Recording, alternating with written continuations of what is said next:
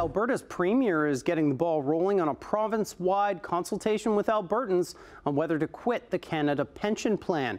Her government has released a third-party report that estimates the province deserves more than half of the CPP's assets. Manisa Donabalan joining us live from the newsroom with details. Manisa.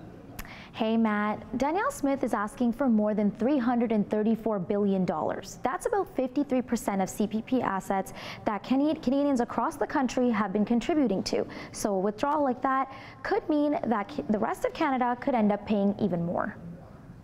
The LifeWorks analysis estimates that Albertans could save more than $5 billion in the first year alone if we moved from the CPP to an Alberta pension plan. Smith says the goal is to help Albertans and tell Ottawa to stop taking the province's outsized contributions for granted. An Alberta pension plan could increase benefits for seniors, reduce premiums for workers, and protect the pension interests and benefits of all Albertans. But not everyone wants an Alberta pension plan. Today, Danielle Smith took the first step in her long-term plan to steal your pension. She did it by releasing a report riddled with fake numbers. And she now plans to spend your money campaigning to convince you it's a good idea. It's not. The opposition NDP leader says the report seems too good to be true and hints that Smith may have other plans. What we do know is that in the past, she's actually talked openly about using those pension funds to pay for a police force.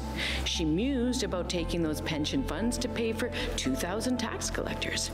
And she's talked about using your pension dollars to prop up economic pet projects.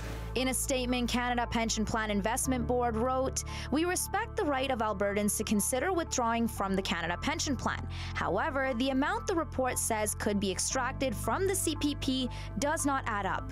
One economics professor in Alberta estimates that the province would more likely be entitled about 20 to 25% of CPP's assets.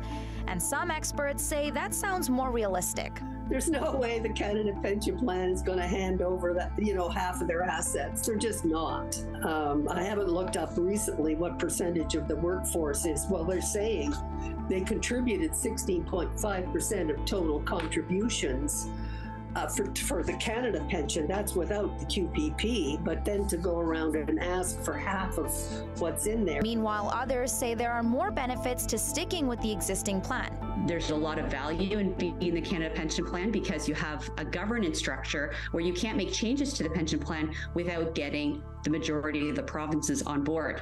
The minute you go into a single province pension plan, those dynamics change a lot. And even though workers in Alberta could be contributing less, experts say there could be risks to that, adding that with the current climate, it's best for Canada's pension plan to stay intact. It's that seniors today, we have the most people going into retirement than ever before, and those people are actually facing already a perfect storm. We have less pension plan coverage, we have high inflation, and also people are going to be facing a long period of retirement. They're going to live longer than any other past generation. A government pension panel is expected to hold information sessions and get feedback through the spring.